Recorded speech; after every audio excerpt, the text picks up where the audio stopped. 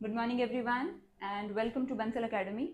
सो last lecture के अंदर हमने कंट्रोल और कोऑर्डिनेशन चैप्टर को स्टार्ट किया था और मैंने आपको बताया था कि इस चैप्टर को हम दो पोर्शंस में कवर करेंगे।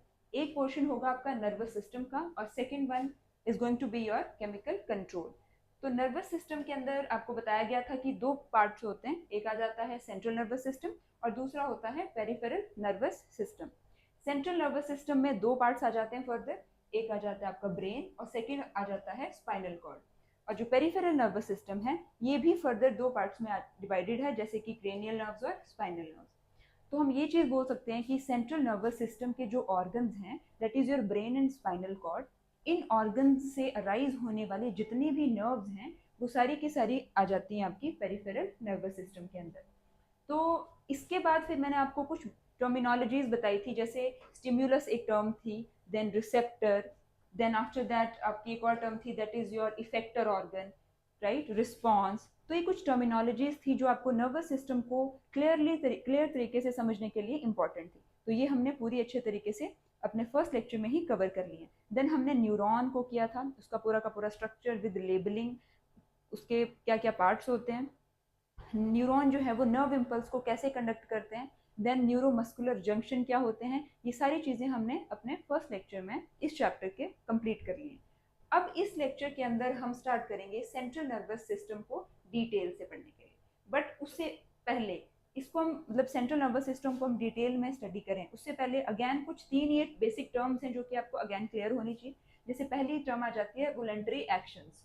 तो वॉलंटरी एक्शंस क्या होते हैं? ऐसे एक्शंस जो किसी भी ह्यूमन बीइंग के खुद के कंट्रोल में होते हैं। तो लिखा गया है यहाँ पर कि the actions can be controlled by our own will.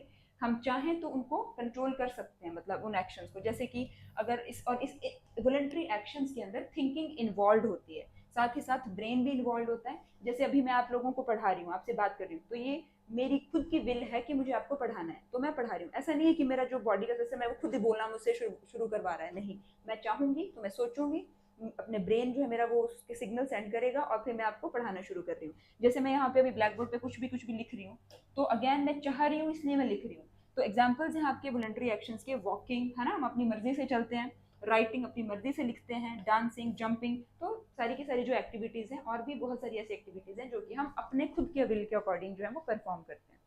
तो ऐसे एक्टिविटीज को बोला जाता है या ऐसे एक्शंस को वॉलंटरी एक्शंस का नाम दिया जाता है। उसके बाद आ जाते हैं इनवॉलंटरी एक्शंस। तो वॉलंटरी एक्शंस के कॉन्ट्रेरी होते हैं बिल्कुल इनवॉलंटरी एक्शंस, जिनमें हमारी खुद की विल जो है वो इन्वॉल्व नहीं होती है। हम उन एक्शंस को परफॉर्म करने के लिए हमें थिंकिंग की जरूरत नहीं पड़ती, बट यस ब्रेन जो है वो जरूर इन्वॉल्व होता है हमारी इनवॉलंटरी एक्शंस में भी, राइट। तो जैसे कि हम खाना, एग्जाम्पल के लिए मैं आपको बोलूँ, अगर हमारे सामने खाना रखा है तो मैं उसको हाथ से उठा करके अपने मुंह में डालूंगी, यानी कि खाना खाना जो है वो वॉलंटरी एक्शन है, ठीक है, क्योंकि वो मेरी विल पे डिपेंडेंट है। मैं चाहूंगी तो मैं खाना खाऊंगी, बट एक बार मैंने खाना खा लिया, वो मेरे स्टमक में पहुंच गया, तो उसके बाद जो डाइजेशन का प्रोसेस है that is not under my own will, right. I will not be able to control that, तो that will come under your involuntary action, ठीक है, डाइजेशन का जो प्रोसेस होगा। सिमिलरली हमारा हार्ट जो है ब्लड को पंप करता है, वो भी इनवॉलंटरी एक्शन है, क्योंकि हम उसको कंट्रोल नहीं करते। हम ऐसा नहीं बोल सकते कि हार्ट चुप हो जा, बंद कर दे अपना हार्ट पंप, ब्लड पंप करना, तो वो बंद नहीं करेगा, है ना। जब उसने करना होगा वो तभी बंद करेगा। उसके बाद तो फिर इंसान ही है ना, हार्ट पंप ब्लड को अगर पंप करना बंद कर दे तो फिर इंसान तो बचेगा ही नहीं ना। रेस्पिरेशन है, हमारी विल हम पे नहीं डिपेंडेंट। हम चाहें तो 1 2 3 मिनट, जो बहुत ज़्यादा प्रैक्टिस लोग करते हैं, जैसे है ना कि सांस रोक कर कितनी देर रह सकते हैं, तो वो भी सिर्फ कुछ ही टाइम के लिए आप रह सकते हो। अदरवाइज जो रेस्पिरेशन का जो भी प्रोसेस भी है वो भी आपका इनवॉलंटरी एक्शन है। देन अगेन डाइजेशन मैंने आपको बता दिया, ठीक है। तो ये दो हो गया आपके वॉलंटरी और इनवॉलंटरी एक्शन। फिर थर्ड आ जाता है आपका रिफ्लेक्स एक्शन। अब रिफ्लेक्स एक्शन क्या होता है? ये भी हम पे डिपेंडेंट नहीं होता, मतलब हमारी विल पे डिपेंडेंट नहीं होता, यानी कि it can not be controlled by our own will. क्या? Reflex action. इसके अंदर भी थिंकिंग इन्वॉल्व नहीं होती है, बट इसके अंदर जो है वो स्पाइनल कॉर्ड इन्वॉल्व होती है, ठीक है। सेंट्रल नर्वस सिस्टम का दो पार्ट बताए थे, ब्रेन एंड स्पाइनल कॉर्ड। तो ब्रेन इन्वॉल्व नहीं है रिफ्लेक्स एक्शन में। रिफ्लेक्स एक्शन में कौन सा बॉडी का ऑर्गन इन्वॉल्व है? That is your spinal cord, ठीक है, स्पाइनल कॉर्ड इन्वॉल्व है। तो ये आपको जो कुछ डिफरेंसेस हैं वो याद रखना है। अच्छा, रिफ्लेक्स एक्शन में एक और चीज़, जैसे एग्जांपल के लिए अगर मैं आपको बताऊं, तो जैसे कई बार हम क्या करते हैं, जैसे अगर कोई मान लीजिए गर्म चीज़ है, अगर ये मान लो बॉटल के अंदर गर्म पानी है, ऑल्दो इट इज़ मतलब ये तो वैसे इंसुलेटेड वाली बॉटल है, गर्म पानी इसके अंदर होगा भी तो फील नहीं होगा क्योंकि ये इंसुलेशन वाली बॉटल है ये। बट एग्जाम्पल के लिए मान लीजिए ये प्लास्टिक बॉटल है अगर, तो अगर और इसके अंदर पानी भरा हुआ गर्म, तो अगर मैं इसके अंदर हाथ लगाऊंगी तो एकदम से मेरा हाथ कैसे चला जाएगा, पीछे की तरफ चला जाएगा। तो वो जो क्या है, रिफ्लेक्स एक्शन है। या फिर अगर इस बॉटल का एग्जाम्पल भी हम ना लें, तो अगर हम किसी फ्लेम की बात करें, जैसे हम देखते हैं ना फ्लेम, कैंडल की जो फ्लेम होती है, अगर उसके ऊपर जैसे एक छोटा बच्चा होता है, अभी तो आप लोग बड़े हो गए हो है ना सभी के सभी, बट अगर कोई छोटा बच्चा आता है वो एकदम से अपना हाथ ला करके इसके ऊपर कर देता है, तो एकदम से कैसे पीछे हटा लेता है ना, क्योंकि उसको पता नहीं होता कि ये चीज गर्म है, तो एकदम से पीछे हटा लेता है। तो इस टाइप के जो एक्शन होते हैं वो होते हैं आपके रिफ्लेक्स एक्शन। इसमें बच्चे का मतलब खुद की विल इन्वॉल्व नहीं है, मतलब वो ऐसे कर रहा है बट वो अनकॉन्शियस तरीके से जो वो पीछे हटा ले रहा है अपने हाथ को,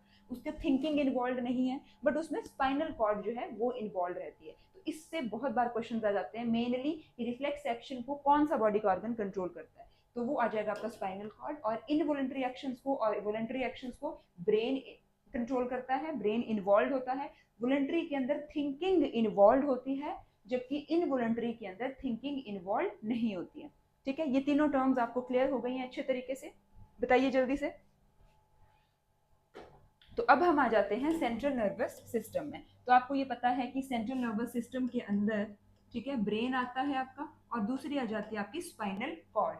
और देखिए, तो ये है आपका ब्रेन, ठीक है, ये ब्रेन है, अखरोट की तरह दिखाई देता है ब्रेन, है ना, और ये बीच में है आपकी स्पाइनल कॉर्ड। तो ब्रेन से जितनी भी नर्व्स अराइज होंगी उन्हें बोला जाएगा क्रेनियल नर्व्स, क्रेनियल नर्व्स। और जो स्पाइनल कॉर्ड से नर्व्स अराइज होंगी उन्हें कहा जाएगा स्पाइनल नर्व्स। और फिर ये जो नर्व्स हैं क्रेनियल और स्पाइनल, इन्हें कहा जाता है कलेक्टिवली पेरिफेरल नर्वस सिस्टम। मैं शॉर्ट फॉर्म्स इसीलिए लिख रही हूँ क्योंकि हमने ये फर्स्ट लेक्चर के अंदर बिल्कुल फुल फॉर्म्स के साथ अच्छे से कवर कर लिया इस टॉपिक को। तो ठीक है, ये आ गया आपका सेंट्रल नर्वस सिस्टम और ये आ गई आपकी पेरिफेरल नर्वस सिस्टम। अब इस लेक्चर में हमने ब्रेन को और स्पाइनल कॉर्ड के साथ जो अटैच्ड एक एक्शन है, दैट इज रिफ्लेक्स एक्शन, उसको डिटेल में कवर करेंगे। जैसे फर्स्ट आ जाता है आपका रिफ्लेक्स एक्शन। तो देखिए, जो रिफ्लेक्स एक्शन है ये होता क्या है, मैंने आपको बता दिया, रैपिड यानी कि फास्ट है, unconscious, immediate and involuntary response of our body to a stimulus. जैसे अगर कैंडल यहाँ पर जली हुई थी इस तरीके से, तो कैंडल की जो हीट निकल रही है वो क्या है, स्टिमुलस है। आपके हाथ के रिसेप्टर के ऊपर वो हीट लग रहा है, एकदम से रिट्रैक्ट कर ले रहे हो अपने हाथ को, रिट्रैक्ट मतलब पीछे हटा ले रहे हो, तो वो क्या है, स्टिमुलस के अगेंस्ट बॉडी का रैपिड, अनकॉन्शियस, इमीडिएट और इनवॉलंटरी रिस्पॉन्स को हम बोलते हैं रिफ्लेक्स एक्शन। आपको बता दिया गया है कि it is controlled by the spinal cord, right, and these are some of the examples of the reflex actions, जैसे कि withdrawal of hand when we touch a hot object, है ना, हम एकदम से हमारे हाथ को हटा लेना जब भी हम किसी गर्म चीज को छू लेते हैं, कफिंग, खांसी करना, स्नीजिंग, छींकना, shivering when it is too cold, है ना, हम एकदम से कांप जाते हैं जब बहुत ज्यादा ठंडक होती है, या फिर आजकल जैसे गर्मियों का सीजन चल रहा है, तो अगर आप किसी एसी वाले रूम में आओगे, बाहर से गर्मी से आप एसी वाले रूम में एंटर करते हो, तो कई बार आपको कैसे ऐसे हो जाती है एकदम से, आप एकदम से शिवर, तो वो भी आपके कंट्रोल में नहीं है ना। उसके closing of eyelids when some of the particles enter the eye, आप चल रहे होते हो कई बार रास्ते में, एकदम से अचानक से हवा चल पड़ी या फिर धूल उड़नी शुरू हो गया, फिर आप टू व्हीलर पे ड्राइव कर रहे हो, अचानक से आपकी आंख में कुछ चला गया, तो आप कैसे अपनी आंखें कैसे खुद से ही झपक जाती हैं। कई बार तो जो व्हीकल होता है वो भी डिसबैलेंस हो जाता है, बिकॉज वो एकदम से आपकी आई जो है वो रिएक्ट कर रही है, रिस्पॉन्ड कर रही है टू द स्टिमुलस। और स्टिमुलस क्या हो रहा है उस टाइम पे, वो एयर के अंदर या फिर एनवायरमेंट के अंदर सॉइल के कोई भी पार्टिकल्स, तो ये भी आ जाता है आपका किसके, रिफ्लेक्स एक्शन के अंदर। तो रिफ्लेक्स एक्शन क्लियर हो गया आपको। अब हम बात करेंगे रिफ्लेक्स आर्क की। तो देखिए, रिफ्लेक्स एक्शन जो आपका हो रहा है वो एक पर्टिकुलर पाथ ट्रेवल करके जो है, जो कि हमने फर्स्ट लेक्चर के अंदर नर्व इंपल्स जब हमने कवर किया था, तो क्या बताया गया था आपको कि जब इस तरीके से कोई भी हीट निकलेगी किसी भी ऑब्जेक्ट से, जैसे अगर ये कैंडल है मान लीजिए, तो यहाँ से हीट जो है वो निकल रही है, मैंने अपना हाथ इसके ऊपर ऐसे किया, हालांकि मैं अभी यहाँ पर रख रही हूँ, बट एकदम से हट जाता है जब हम ओरिजिनल उसके ऊपर रखते हैं, जैसे रख रही हूँ, हाथ के अंदर जो रिसेप्टर्स हैं वो इन्फॉर्मेशन को सेंसरी न्यूरॉन के पास देंगे, सेंसरी न्यूरॉन उसको ब्रेन के पास लेकर के जाएगा, या फिर इस टाइम पे बात हो रही है रिफ्लेक्स एक्शन की। तो सेंसरी न्यूरॉन जो है वो स्पाइनल कॉर्ड पर लेकर के चला जाएगा इस हीट के स्टिमुलस को। उसके बाद रिले न्यूरॉन के थ्रू जो है ये मोटर न्यूरॉन पे उसको ट्रांसफर कर देगा, और फिर जो मोटर न्यूरॉन है वो मेरे आर्म के मसल पे, जो कि इफेक्टर ऑर्गन की तरह काम कर रहा है, उसको एकदम से रिट्रैक्ट कर लेगा। तो ये पूरा का पूरा क्या बन गया, एक पाथ बन गया जो कि रिफ्लेक्स एक्शन को परफॉर्म करती बार जो है वो फॉलो हो रहा है नर्व का। तो इसी पाथ को मेरे हाथ से सेंसरी न्यूरॉन के थ्रू, देन रिले न्यूरॉन के थ्रू, एंड देन अगेन वापस मोटर न्यूरॉन के थ्रू, जब वापस मेरा हाथ पीछे इस तरीके से आ रहा है, तो ये जो पूरा पाथ ट्रेवल किया एक नर्व ने, नर्व इम्पल्स ने रिफ्लेक्स एक्शन को परफॉर्म करने के लिए, इस पूरे के पूरे पाथवे को बोला जाता है रिफ्लेक्स आर्क। तो क्या लिखा गया है, path travelled by an nerve impulse, लिखेंगे आप यहाँ पे, कॉन्सोनेंट है ये, path travelled by a nerve impulse during a reflex action. ठीक है, क्लियर हो गया। तो ये होता है आपका रिफ्लेक्स आर्क। इसको आप डायग्राम से भी देख सकते हैं। ये देखिए गर्म पैन है, इसके अंदर चाय हो सकती है, कॉफी हो सकती है, you can assume whatever you want to. ठीक है, हम एज्यूम कर लेते हैं कि इसके अंदर गर्म पानी है, भाप उड़ रही है ना। और इस ये जो कोई पर्टिकुलर पर्सन है, इसके हाथ में जो है वो रिसेप्टर्स होंगे। क्या बताया था आपको, कौन से रिसेप्टर्स होते हैं, थर्मो रिसेप्टर्स, है ना। स्किन के अंदर कौन से रिसेप्टर्स होते हैं, थर्मो रिसेप्टर्स होते हैं। और ये जो थर्मो रिसेप्टर्स हैं ये इसको सेंस करेंगे और इस हीट के स्टिमुलस को पास ऑन कर देंगे टुवर्ड्स योर सेंसरी न्यूरॉन। अब सेंसरी न्यूरॉन के थ्रू इंफॉर्मेशन चली जाएगी आपकी स्पाइनल कॉर्ड पे। ये देखिए, this is the transverse section of spinal cord. Spinal cord मतलब कि देखिए, जो स्पाइनल कॉर्ड को ना कट करके फिर यहाँ दिखाया गया है इसका थोड़ा सा पार्ट स्पाइनल कॉर्ड का। तो सेंसरी न्यूरॉन के थ्रू इंफॉर्मेशन यहाँ चली गई स्पाइनल कॉर्ड के पास, और फिर स्पाइनल कॉर्ड में ये जो रिले न्यूरॉन देखो आपको दिखाई दे रहा होगा, इसके पास चली गई, और फिर रिले न्यूरॉन जो है वो उसको पास ऑन कर देता है टू द मोटर न्यूरॉन। और फिर मोटर न्यूरॉन जो है इसको इफेक्टर ऑर्गन, यानी कि जो हमारे आर्म्स के अंदर मसल्स हैं, इस पे लेकर के आ जाता है, और हमारा जो हाथ है वो एकदम से पीछे हो जाता है। तो ये पूरा का पूरा पाथ है जो कि एक नर्व इम्पल्स ट्रेवल कर रही है, और इसी ट्रेवल्ड पाथ को जो कि रिफ्लेक्स एक्शन फिर फाइनली परफॉर्म करवा रहा है, उसे कहा जाता है रिफ्लेक्स आर्क, राइट। अब आप ये पूछोगे कि जी स्पाइनल कॉर्ड तो रिफ्लेक्स एक्शन के अंदर इन्वॉल्व है, हमें समझ आ गई, तो क्या ब्रेन का बिल्कुल भी इन्वॉल्वमेंट नहीं है रिफ्लेक्स एक्शन के अंदर। तो हम ऐसा बोल सकते हैं कि ब्रेन जो है वो ठीक है डायरेक्टली इन्वॉल्व नहीं है रिफ्लेक्स एक्शन परफॉर्म करने के लिए, but it is indirectly involve. और इनडायरेक्टली इन्वॉल्व कैसे है, क्योंकि ये देखिए यहाँ पर तो रिफ्लेक्स एक्शन परफॉर्म हो रहा है, बट रिफ्लेक्स एक्शन परफॉर्म हो गया, हमने पीछे हाथ हटा लिया, बट ये जो मैसेज है एक, वो ब्रेन के पास चला जाता है। ठीक है, एक मैसेज जो है कोई ना कोई वो ब्रेन के पास चला गया, और वो मैसेज क्या है कि मैंने गर्म चीज को हाथ लगाया है, तो रिफ्लेक्स एक्शन तो परफॉर्म कर लिया, हाथ एकदम पीछे हटा लिया, बट एक मैसेज जो है ना वो मेरे ब्रेन को चला जाएगा, और वो मेमोरी की फॉर्म में स्टोर हो जाएगा ब्रेन के अंदर, और मेरे को फिर नेक्स्ट टाइम के लिए मैं अवेयर हो जाऊंगी कि मैंने गर्म चीज को हाथ लगाया था तो मुझे पेन हुआ था, तो फिर नेक्स्ट टाइम के लिए वो एज अ मेमोरी जो है मेरे माइंड में, मेरे ब्रेन के अंदर वो फीड हो जाता है, और फिर हम नेक्स्ट टाइम के लिए हमें ऐसी कोई अगर सिचुएशन आ जाती है तो हम जो है वो अपने आप को प्रोटेक्ट कर लेते हैं ऐसे केसेस में। ठीक है, तो अब जैसे यहाँ पे लिखा गया है कि what is the role of brain in reflex action. तो देखिए क्या बोला गया है कि ब्रेन का कोई डायरेक्ट इन्वॉल्वमेंट नहीं होता है रिफ्लेक्स एक्शन के अंदर। ठीक है, डायरेक्ट इन्वॉल्वमेंट नहीं है, but when reflex action are generated in the spinal cord. ठीक है, देखिए जब रिफ्लेक्स एक्शन यहाँ पे स्पाइनल कॉर्ड के अंदर जनरेट हो रहा है पूरा का पूरा, तो उस टाइम पे जो इंफॉर्मेशन है it also reaches the brain, वो इंफॉर्मेशन ब्रेन के भी पास जा रही है। This helped the brain to record this event and remember it for the future use. अब देखिए इंफॉर्मेशन ब्रेन को भी जा रही है, जो यहाँ लिखा गया है message to the brain, and the brain records it for the future use. Future use मतलब फ्यूचर यूज यही हो गया कि अगर नेक्स्ट टाइम कोई गर्म चीज होगी तो फिर हम उसको हाथ लगाने से पहले सोचेंगे, हमें पिछली बारी से याद होगा कि मैंने हाथ लगाया था तो मुझे गर्म लगा था।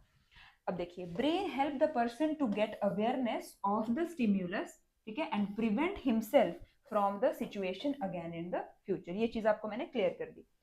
उसके बाद हम बात कर लेते हैं, तो ये तो देखिए कवर हो गया आपका रिफ्लेक्स एक्शन, रिफ्लेक्स आर्क और spinal, what is the role, क्या है रिफ्लेक्स एक्शन का। ठीक है, तो ये स्पाइनल कॉर्ड वाला पोर्शन आपका कंप्लीट हो गया। अब हम चलेंगे ब्रेन के ऊपर। तो देखिए ब्रेन क्या होता है आपका, सबसे पहले तो आप ये देखोगे it is the highest coordinating centre in the body. इस पूरी थ्योरी वाले पार्ट को रीड करने से पहले मैं आपको एक बार इसको जो है वो एक्सप्लेन कर देती हूँ कि ब्रेन कैसा होता है, कैसा दिखाई देता है, कैसे कनेक्टेड होता है, वो सब चीजें पहले करेंगे, उसके बाद फिर हम इस थ्योरी पोर्शन पे आएंगे। तो देखिए ये ऐसा कुछ आपका ब्रेन दिखाई देता है। देखो आपको दो ऐसे करके दिखाई दे रहे हैं, एक ये वाला पोर्शन दिखाई दे रहा है और एक ये वाला पोर्शन, तो इनको बोला जाता है हेमिस्फेयर्स। तो हमारे जैसे अगर ये आपको दिखाई भी दे रही है बाहर से स्कल, तो एक यहाँ पे हेमिस्फेयर है ब्रेन का और एक यहाँ पे है, ठीक है। तो इसे बोला जाता है right hemisphere, this is your right hemisphere and this is the left hemisphere. आपको बताया था ना जब हम एक्सक्रीटरी सिस्टम भी कर रहे थे कि लेफ्ट हेमिस्फेयर, राइट, वैसे यहाँ पे राइट हेमिस्फेयर की जैसे अगर मैं आपकी तरफ फेस करके अभी खड़ी हूँ तो मुझे लेबलिंग भी बिल्कुल ऐसे ही करनी है। इस पोर्शन को राइट साइड दिखाना है, ये देखिए राइट हेमिस्फेयर, और इस पोर्शन को लेफ्ट साइड दिखाना है। ऐसे करके लेबलिंग नहीं करने की, अगर मैं बोर्ड की तरफ को अपना जो है वो भी फेस कर रही हूँ तो इसको मैं राइट लिख दूंगी, ऐसे नहीं लिखना है आपको, राइट। आपको इसी तरीके से लेबलिंग करनी है कि अगर मैं आपके सामने आऊँ तो ये राइट ही आए और ये लेफ्ट ही पोर्शन आए, ठीक है। तो दो हेमिस्फेयर्स होते हैं, राइट और लेफ्ट। उसके बाद आगे चलिए, ये देखो ये रियल ह्यूमन ब्रेन है जो आपको दिखाया गया है। ये देखिए दो इसके हेमिस्फेयर्स दिखाए गए हैं, this is the right hemisphere again and this is your left hemisphere. अब अगर इन दोनों हेमिस्फेयर को देखिए बीच से अगर कट कर दिया जाए, अगर ये ऐसे हेमिस्फेयर हैं इस टाइम पे, अगर मैं इनको बीच से ऐसे कट कर दूं, ठीक है, और फिर ऐसे करके देखो तो ये पोर्शन फिर आपको इस तरफ को शो किया गया है ऐसे। तो देखिए दोनों हेमिस्फेयर्स होते हैं और ये दो हेमिस्फेयर्स आपस में कनेक्टेड होते हैं with the help of this organ. This C shaped organ is known as corpus callosum. और ये बहुत ही ज्यादा इंपॉर्टेंट है बिकॉज ये काफी बार आपको एग्जाम्स में पूछ लिया जाता है। और ये जो है ना एनिमल्स का या बोल सकते हो आप ह्यूमंस का एक कैरेक्टर भी है, स्पेशल कैरेक्टर कॉर्पस कैलोसम। तो इसी कॉर्पस कैलोसम की मदद से दो हेमिस्फेयर्स आपस में कनेक्टेड रहते हैं। अब इसी को हमने थोड़ा सा और डिटेल में यहाँ पे डायग्राम शो किया है, तो आप यहाँ भी देख सकते हो कि अगर ये पूरा का पूरा ब्रेन है इस तरीके से आपको दिखाया गया है, तो देखिए ये आपका यहाँ पे जो है वो कॉर्पस कैलोसम दिखाया गया है आपको, राइट। उसके बाद अगर ब्रेन है देखिए तो वो बहुत ही ज्यादा डेलिकेट होता है, उसको प्रोटेक्ट करने के लिए कुछ हार्ड कवरिंग्स हैं जो कि होनी बहुत ज्यादा जरूरी है ताकि वो प्रोटेक्टेड रहे जो ब्रेन है, ठीक है। जैसे कई बार ना आप कुछ चीजें ऑर्डर करते हो किसी भी वेबसाइट से, किसी भी ऐप के थ्रू, अगर कोई चीज कांच की हो तो वो कितने अच्छे तरीके से पैक होकर के आती है ना। जैसे अगर कोई कांच की चीज है तो आपको प्रॉपर फेविकोल सॉरी थर्मोकोल वगैरह से जो है वो प्रॉपर कवर करके उसको देंगे ताकि वो बीच में टूट ना जाए। तो सिमिलरली हमारा ब्रेन भी कांच का तो नहीं बना होता, बट वो इतना ज्यादा डेलिकेट होता है कि उसको कवर करना, उसको प्रॉपर तरीके से जो है वो प्रोटेक्ट करके रखना बहुत ही ज्यादा इंपॉर्टेंट होता है। और सिमिलरली जो आपकी स्पाइनल कॉर्ड है वो भी सिमिलरली ऐसी ही होती है। तो इसलिए इन दोनों स्ट्रक्चर्स को प्रॉपर तरीके से प्रोटेक्ट करना बहुत ज़्यादा इंपॉर्टेंट है। तो अब हम देखेंगे कि ब्रेन और स्पाइनल कॉर्ड को क्या चीज़ें प्रोटेक्ट करके रखती हैं। तो how are nervous organs protected. तो देखिए ब्रेन एक तो आपको सबको नॉर्मली पता ही होगा कि देखो जो हमारी प्रॉपर स्कल है, एक तो वो एक प्रोटेक्शन का काम करती है ब्रेन को, है ना। तो देखिए ये स्कल हो गई, इसको ब्रेन केस या फिर ब्रेन बॉक्स भी आप बोल सकते हो, ब्रेन बॉक्स भी हम इसको बुला सकते हैं, या फिर इसको आप एक और चीज बोल सकते हो दैट इज योर क्रेनियम, ठीक है, इसको आप क्रेनियम भी बोल सकते हो। तो एक तो ये क्रेनियम से प्रोटेक्टेड रहता है हमारा ब्रेन, और एक और तीन और ऐसी लेयर्स हैं जो कि प्रोटेक्ट करती हैं ब्रेन को, उन्हें कहा जाता है थ्री मेनिंजेस। Three meninges. अब वो मेनिंजेस कैसे होती हैं, अब देखो उससे पहले ब्रेन एक तो जो हार्ड कवरिंग से प्रोटेक्टेड है उसे कहा जाता है क्रेनियम या ब्रेन बॉक्स।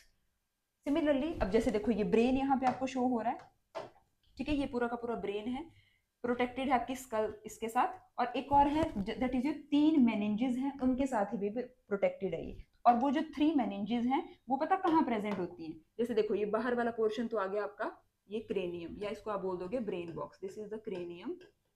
अब जो ब्रेन है और क्रेनियम है इसके बीच में जो स्पेस दिखाई दे रहा है ना, इसी स्पेस के अंदर तीन मेनिंजेस प्रेजेंट होती हैं, ठीक है। अगर मैं इसी को यहाँ पे थोड़ा सा ड्रॉ करूं या फिर यहाँ पे आपको शो करने की इसको कोशिश करूं तो देखिए कुछ ऐसा दिखाई देगा आपको, अगर ये है आपका ब्रेन,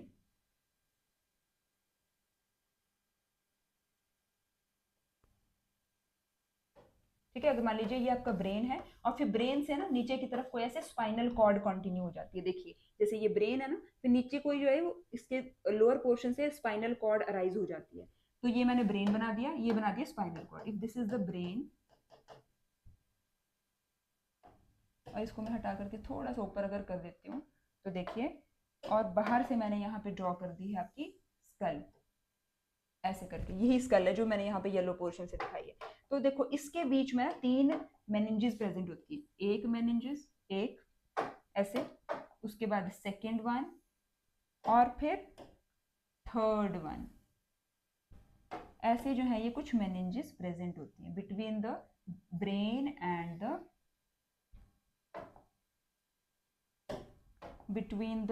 एंड द क्रेनियम। तो देखो ये आ गई ऐसे।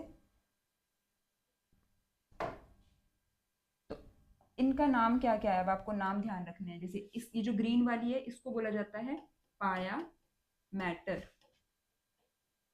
जो आपकी ब्लू वाली आपको दिखाई दे रही है इसे कहा जाता है एरिकनॉइड मैटर,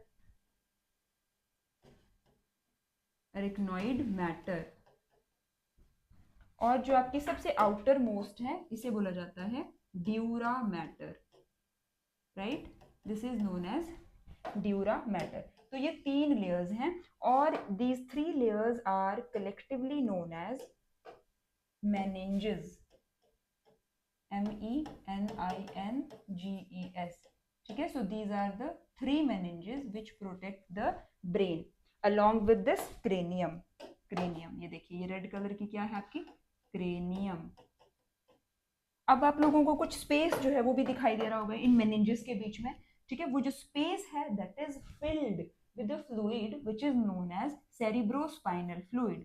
तो देखिए यहाँ पे देखो, मैं येलो कलर से बना दूं अगर इसको फ्लूइड को, तो ये फ्लूइड है जो कि फिल होता है इन मेनिंजेस के बीच में, और इस फ्लूइड को बोला जाता है सेरिब्रोस्पाइनल फ्लूइड। ये देखिए CSF बोला जाता है शॉर्ट में, और सेरिब्रो स्पाइनल फ्लूइड, ठीक है। तो सेरिब्रो स्पाइनल फ्लूइड इनके बीच में फिल्ड रहता है। तो ये आ जाता है आपका covering of the brain. Similarly जो आपकी स्पाइनल कॉर्ड भी है वो भी इसी तरीके से प्रोटेक्टेड होती है। जैसे मैंने आपको बताया कि ब्रेन जो है फिर कंटिन्यू करता है विद द स्पाइनल कॉर्ड, जैसे ये कंटिन्यू कर रहा है उसी तरीके से देखिए यहाँ पे कंटिन्यू कर रहा है ब्रेन। ये बीच बीच में जो है ये आपको स्पाइनल कॉर्ड दिखाई देगी, मतलब ऐसा लगा लो कि अगर इस तरीके से केज है तो ये बीच से जो है वो इस तरीके से स्पाइनल कॉर्ड जा रही है। अगर ये ब्लैक कलर की हो तो ये बाहर से, तो ये बाहर क्या चीज है, जैसे ब्रेन के बाहर क्रेनियम प्रेजेंट था उसी तरीके से स्पाइनल कॉर्ड को एक बोनी जो स्ट्रक्चर प्रिवेंट करके या प्रोटेक्ट करके रखता है अपने अंदर, उसे बोला जाता है वर्टिब्रल कॉलम।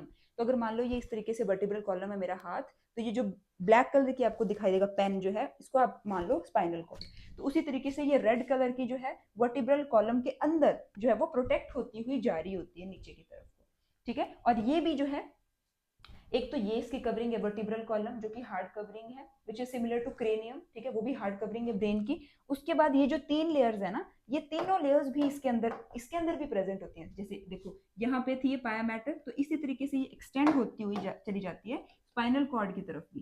तो ये देखिए इस तरीके से ये आ जाएगी स्पाइनल कॉर्ड के पास, ये आ जाएगी इस तरीके से, ठीक है ना। उसी तरीके से सिमिलरली फिर आ जाएगी आपकी एरिकनॉइड मैटर भी आ जाएगी ऐसे ही इसको प्रोटेक्ट करती हुई, राइट। देन फाइनली आपकी जो है ड्यूरा मैटर भी आ जाएगी इसी को प्रोटेक्ट करती हुई, ये देखिए। तो ऐसे, और जो जैसे सेरेब्रोस्पाइनल फील्ड था इनके स्पेस के बीच में, सिमिलरली यहाँ पर भी तो स्पेस बन रहा है ना, तो इस स्पेस के बीच में भी क्या प्रेजेंट होता है, सेरेब्रोस्पाइनल फ्लूइड।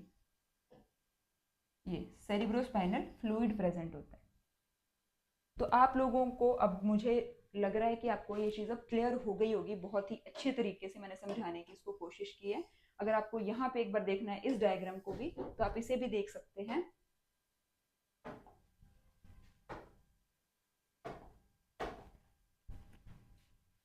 ये देखिए यहाँ पे ये ब्रेन था आपका, ठीक है, ये ब्रेन है, यहाँ पे कवर्ड है। उसके बाद ये देखिए ग्रीन कलर से जो है वो क्या जा रही है, आपकी स्पाइनल कॉर्ड जा रही है, स्पाइनल कॉर्ड ग्रीन कलर से जा रही है। उसके बाद आप ये देख सकते हो कि देखो कैसे ये जो आपका वर्टिब्रल कॉलम है ना, ये कैसे इसको प्रोटेक्ट कर रहा है, और वर्टिब्रल कॉलम के अंदर जो है वो 3 मेनिंजेस हैं जो कि इसको प्रोटेक्ट कर रही हैं। तो इस तरीके से जो है ब्रेन और स्पाइनल कॉर्ड आपके नर्वस ऑर्गन्स हैं, और ये किस तरीके से प्रोटेक्टेड रहते हैं, हमने ये चीजें क्लियर अच्छे तरीके से समझ ली हैं। आई होप कि आपको समझ आ गई है। अब हम इसको थियोरेटिकली एक बार रीड कर लेते हैं, है ना, क्योंकि एग्जाम में तो आपको जब लिखना होगा तो वो किस तरीके से लैंग्वेज आएगी वो भी क्लियर होना चाहिए। तो देखिए, heart, sorry not heart, heart तो दूसरे टीचर करवाएंगे आपको। Head, head is the highest coordinating centre in the body, ये चीज क्लियर है। Then it is located inside the skull, ये चीज आपको क्लियर है। Then it is protected by a box called cranium, clear है। Then the brain is surrounded by 3 meninges. Now you know the name of the meninges as well. कौन-कौन सी थी? Pia mater, arachnoid matter and dura mater. The space between these meninges, मतलब pia mater, arachnoid matter, dura mater के बीच में जो space है खाली, it is filled with cerebrospinal fluid, that is CSF, that is cerebrospinal fluid. Right और इसका काम क्या होता है सेरिब्रोस्पाइनल फ्लूइड का, कि it act as a shock absorber, या फिर it prevent the brain from any kind of the shocks. जैसे है ना, कई बार हम गिर जाते हैं या फिर हमें कई बार चोट लग जाती है, तो वो शॉक्स को एब्जॉर्ब करने का काम करता है वो जो सेरिब्रोस्पाइनल फ्लूइड है वो। ठीक है जी, तो आपको ब्रेन का क्लियर हो गया होगा ये चीजें, कैसा दिखाई देता है, कैसे 2 हेमिस्फीयर्स कनेक्टेड होते हैं, किस तरीके से ब्रेन और स्पाइनल कॉर्ड प्रोटेक्टेड होते हैं। अब हम चलेंगे टू द ब्रेन के 3 रीजन्स। ब्रेन जो है हमारा टोटली 3 रीजन्स के अंदर डिवाइडेड होता है। एक हो जाता है आपका फोर ब्रेन जो कि लार्जेस्ट पार्ट भी है, मिड ब्रेन जो कि सबसे स्मॉलेस्ट बोल सकते हो आप इसको, और लास्ट आ जाता है हाइंड ब्रेन। ठीक है, तो फोर ब्रेन, मिड ब्रेन और हाइंड ब्रेन जो है आपके 3 पार्ट हैं जिनको हमने कवर करना है अभी। सबसे पहले आ जाते हैं फोर ब्रेन पे। तो देखिए, अब देखो ये तो आगे आपके मेन 3 पार्ट ब्रेन की। अब ये जो पार्ट्स हैं ये फर्दर डिवाइडेड है आगे जाकर के। जैसे अगर हम बात करेंगे फोर ब्रेन की, तो फोर ब्रेन जो है वो फर्दर डिवाइडेड है into 3 parts, that is cerebrum, thalamus और हाइपोथैलेमस। तो जो सेरिब्रम है वो लार्जेस्ट पार्ट है। मैंने आपको बताया कि देखो ये आपको दिख भी रहा है यहाँ पे कि फोर ब्रेन कितना बड़ा पार्ट है। अब फोर ब्रेन में भी जो सेरिब्रम वाला पोर्शन है वो सबसे बड़ा पोर्शन है। ठीक है, तो देखिए सेरिब्रम का लार्जेस्ट पार्ट है, और वो फर्दर जो है आगे 4 लोब्स के अंदर डिवाइडेड है, LOBES, लोब्स। ठीक है, और वो लोब्स कौन कौन से हैं? पहला जाता है आपका फ्रंटल लोब, देन पेराइटल, ठीक है, frontal, parietal, temporal and then occipital. इन 4 लोब्स के अंदर सेरिब्रम जो है वो डिवाइडेड है।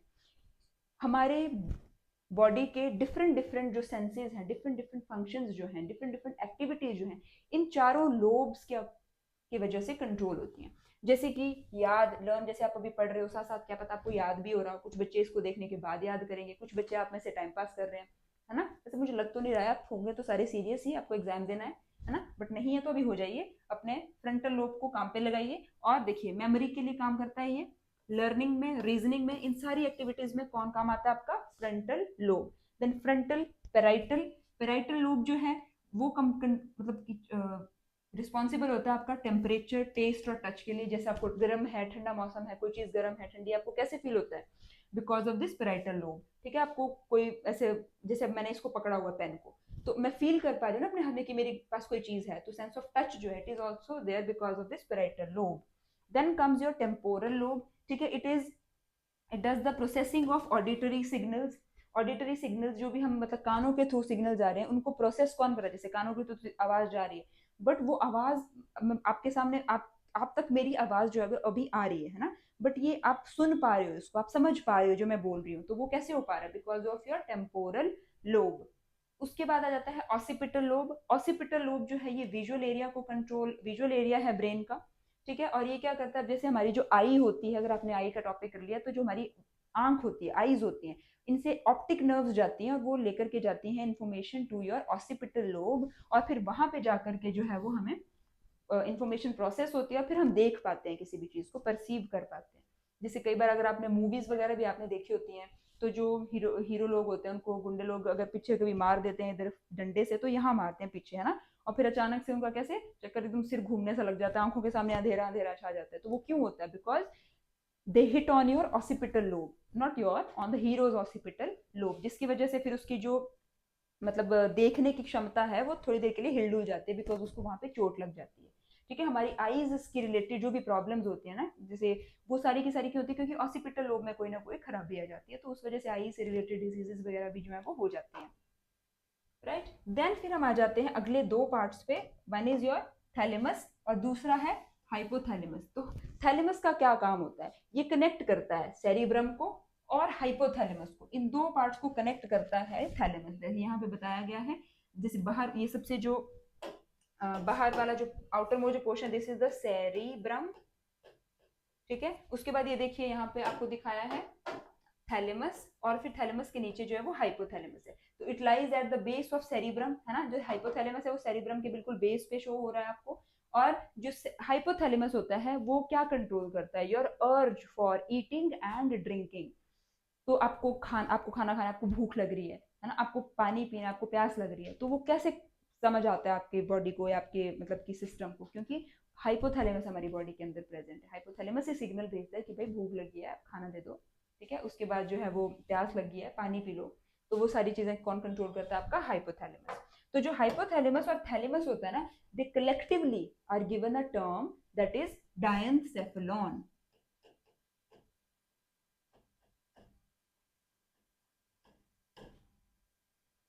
ठीक है, थैलेमस और हाइपोथैलेमस को मिला करके हम जो है वो डायनसेफेलॉन भी बोल देते हैं। तो देखिए इस पेज से भी, इस स्लाइड से भी बहुत ही सारे क्वेश्चंस बन जाते हैं। एक तो यही आ जाता है कि फोर ब्रेन के पार्ट्स कौन कौन से हैं, तो आपने ये नाम दे देना है। कई बार क्या होता है कि ऑप्शंस के अंदर सिर्फ लिखा होगा सेरिब्रम और डायनसेफेलॉन लिखा होगा, और आपका लिखा होगा थैलेमस, और या लिख दिया होगा नन ऑफ द अबव। तो उस केस में आप सॉरी, और या फिर लिखा होगा, जैसे एक ऑप्शन दे दिया होगा आपको सेरिब्रम का, दूसरा ऑप्शन दे दिया जाएगा आपको डायनसेफेलॉन का, थर्ड ऑप्शन आ जाएगा बोथ 1 and 2, थर्ड ऑप्शन आ जाएगा आपको सिर्फ थैलेमस।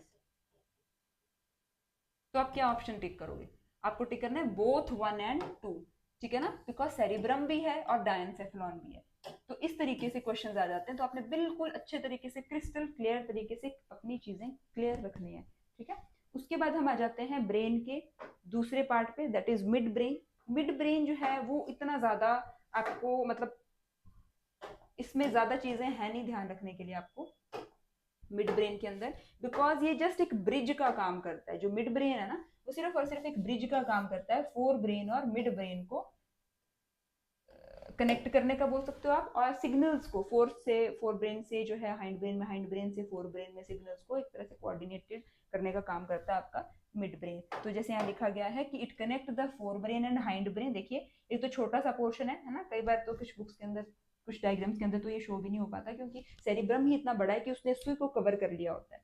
ठीक है, तो ये हल्का सा बिल्कुल थोड़ा सा छोटा सा पोर्शन है मिड ब्रेन का, और ये ब्रिज की तरह काम कर रहा है ना, ब्रिज होता है ना जो दो चीजों को कनेक्ट करता है आर पार, तो वैसे ही ब्रिज की तरह काम करता है, ट्रांसमिट करता है सिग्नल्स को from hind and fore brain. ठीक है, तो सिर्फ इतना सही है आपको जो मिड ब्रेन के बारे में ध्यान रखना है। देन आ जाता है हमारा third portion of the brain, that is hind brain. This is the third and the last part of the brain is hind brain. It is again divided into the three parts, that is your cerebrum, cerebellum, then pons and medulla oblongata.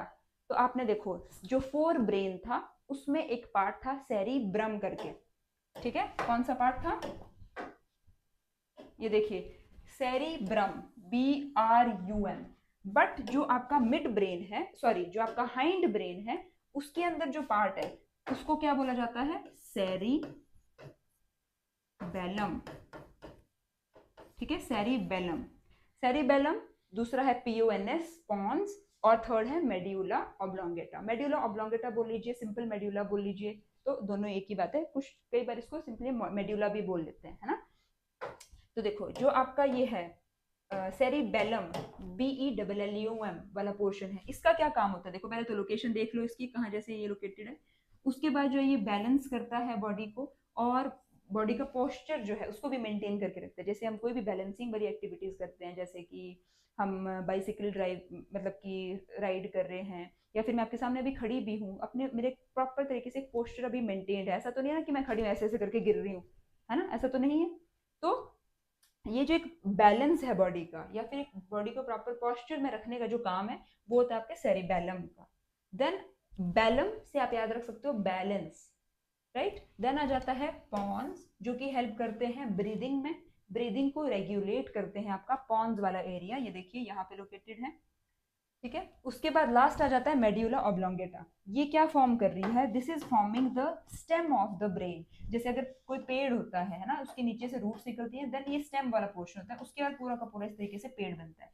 तो stem यानी कि बिल्कुल निचला भाग किसी भी चीज का, जो कि जहां से वो अराइज होना स्टार्ट हो रहा है। तो दिस फॉर्म, तो देखिए यहाँ पे भी स्टेम की तरह ही तो है, ये मेड्यूला बिल्कुल स्टार्ट कर रहा है जहां से ब्रेन होना फॉर्म होना। तो देखिए it form the brain stem at the base of the brain, brain के बिल्कुल बेस पे लोकेटेड है, and continuous into the spinal cord. और साथ ही साथ यहीं से जो है वो स्पाइनल कॉर्ड भी नीचे की तरफ को अराइज होना स्टार्ट हो जाती है इस तरीके से। ये देखिए ये है आपकी स्पाइनल कॉर्ड, तो जो इस तरीके से बनना स्टार्ट हो जाती है। तो ये कंटिन्यू कर रही है स्पाइनल कॉर्ड के अंदर भी, राइट। ये देखिए ये आ गई आपकी स्पाइनल कॉर्ड, ये देखिए इस तरीके से, ये क्या है आपका स्पाइनल कॉर्ड आ गया। उसके बाद ये रेगुलेट करता है हार्ट बीट को। मेडुला ऑब्लोंगेटा किस चीज को रेगुलेट करता है, रेगुलेट करता है हार्ट बीट को, ब्लड प्रेशर को, बीपी लिखा है शॉर्ट में, coughing, sneezing, salivation and vomiting. मतलब जितने भी आपके इनवॉलेंटरी रिएक्शंस है, आपको याद आ रहा होगा, वो सारे के सारे कंट्रोल किए जा रहे हैं bye the hind part of the brain. तो लिखा भी यह है कि जितने भी इनवॉलेंटरी फंक्शंस है, देखिए इनवॉलेंटरी एक्शंस जो है, they are controlled by the hind brain, they are controlled by your hind brain, right. तो ये जो है आपका कवर हो जाता है इसी के साथ में पूरा का पूरा नर्वस सिस्टम का टॉपिक, जो कि हमने, आई होप कि आपको मैंने काफ़ी अच्छे तरीके से करवा दिया होगा, ठीक है। तो आपने अब क्या करना है, ये सारे लेक्चर जो हैं समझ, अगर आपको बीच में भी कोई चीज़ नहीं आई है ना, तो आप उसको दोबारा से देख सकते हैं, लेक्चर को समझ आ जाएगी बहुत अच्छे से। अब आपने जो डीपीपीज आपको प्रोवाइड करी गई हैं, जो टेस्ट है वो लगाने हैं, आपने टेस्ट लगाने हैं, डीपीपीज लगानी है, और भी अगर आपको कहीं से क्वेश्चंस मिल जाते हैं वो आपने करने हैं। पर क्वेश्चन करने हैं सिर्फ और सिर्फ टेट के, क्योंकि you are preparing for TET exam. ऐसा नहीं है कि आप टेट की प्रिपरेशन कर रहे हो और क्वेश्चन लगा रहे हो आप किसी और ही टेस्ट के, तो फिर फायदा नहीं होगा, ठीक है। आपको उतना ही कंटेंट दिया जा रहा है जो कि आपके एग्जाम के लिए इंपॉर्टेंट है, राइट। उससे ज्यादा दे करके कोई फायदा है नहीं है, क्योंकि उससे ज्यादा दे दिया आपको, आपने ज्यादा चीजें याद कर ली माइंड में, वो एग्जाम में नहीं आ रही हैं, तो there is no use of that also. और कम तो आपको डेफिनेटली कुछ भी नहीं करवाया जा रहा है, सब कुछ आपको उतनी चीजें प्रोवाइड करी जा रही हैं जितनी इंपॉर्टेंट है, बल्कि थोड़ा ज्यादा ही करवाई जा रही है। तो आई होप आपको पूरा का पूरा कंट्रोल और कोऑर्डिनेशन का नर्वस सिस्टम वाला पार्ट अब आपको क्लियर हो गया होगा। नेक्स्ट जो लेक्चर आपका होगा उसमें हम लोग एंडोक्राइनोलॉजी, यानी कि जो केमिकल कंट्रोल है, जो कि आपका सेकंड पोर्शन था कंट्रोल एंड कोऑर्डिनेशन का, उससे स्टार्ट करेंगे। Till then keep learning and keep exploring. Thank you so much.